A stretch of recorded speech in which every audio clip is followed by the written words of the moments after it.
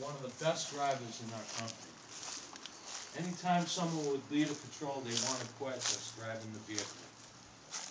One day when we were getting our vehicles ready to go out on patrol, I told him that he needed to go fuel up our vehicle. He began yelling that he would not have to because other people were using it also. Needless to say, we had choice words and I was furious.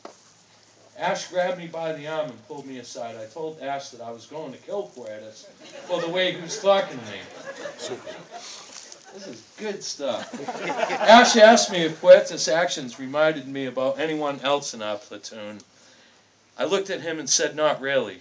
Ash began laughing and said, that is exactly how you act when you disagree with what the platoon sergeant wants you to do. I stood back and shook my head laughing. I immediately went to find Puertas to apologize to him for getting mad. He had no clue I was mad. He thought I was just picking on him like normal. He was the type of kid that just grew on you.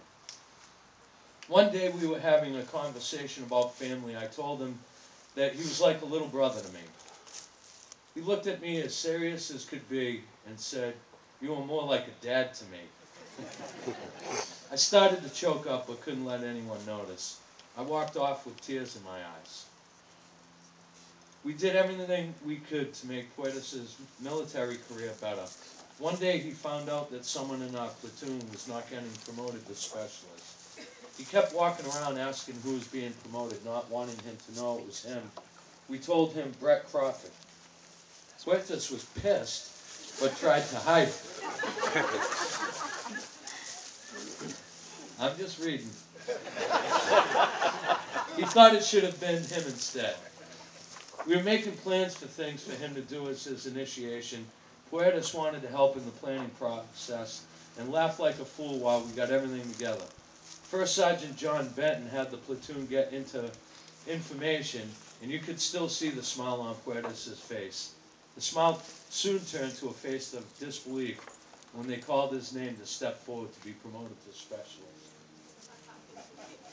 Towards the end of our deployment in Iraq, things went bad. Almost every patrol that went out got hit by a roadside bomb. We were told that no one could go out on any non-essential missions. On September 20, 2006, Headquarters Platoon was sent out to bring school supplies and Beanie Babies to the schools in our area of operation. Once again, Puertas was asked to be the driver in the lead vehicle. Shortly after leaving our base, his vehicle was hit by a roadside bomb. Our patrol immediately did what needed to be done and got the injured to the hospital in record time. Our crew was known for being hard asses, but we were all kneeling down in front of the emergency doors crying like babies. When they were bringing Puertas to the helicopter to fly out, we followed the ambulance.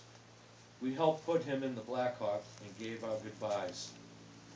Puertas grabbed my hand and cried for the first time since his vehicle had been hit. He said, "Get me out of here. I'm not leaving Iraq till the rest of you leave with me." That is something I will never forget for the rest of my life. His attitude only got better from there. Mac had taken a trip to see him in Washington, D.C. at Walter Reed. During their visit, Puertas told Mac that he wanted to run in the Army 10-miler. He had only been on his prosthetic legs for less than a year, and the doctors did not want him to participate. The two managed to sneak out of the hospital and did not only participate, but they completed the run. Puertas spent a week with me in Texas before I got out of the Army in 2007. I was amazed by his attitude and how well he had adjusted to his prosthetics. Recently, Puertas, Ash, Mac, and I spent a weekend together in New Orleans, and like usual, the conversation soon turned to Iraq and what happened. Of course, everyone felt that it should have been them instead of Puertas that got hurt and voiced it to him. Being the great person that Puertas is, he explained why he was glad that it was him, not us. We ended our visit with hugs and I love yous. Yes, we tell each other I love you. We are a family that can never be separated, even though we are hundreds of miles away from each other. I don't know if he knows it or not, what Puertas is a true inspiration was, and we will always look up to him. I've met a lot of people in my life, and none of them have impressed me the way he has. He has never asked to get anything for what he has been through, unlike some soldiers who have never even seen combat. That's why we are so grateful to Homes for Our Troops for building this house for Louis. We are so sorry that we could not attend the ceremony and wish with all our hearts that we could have made it. Puertas, from Ash, Mac, Jalea, Kaylee, and PJ, we love you, and don't ever forget that.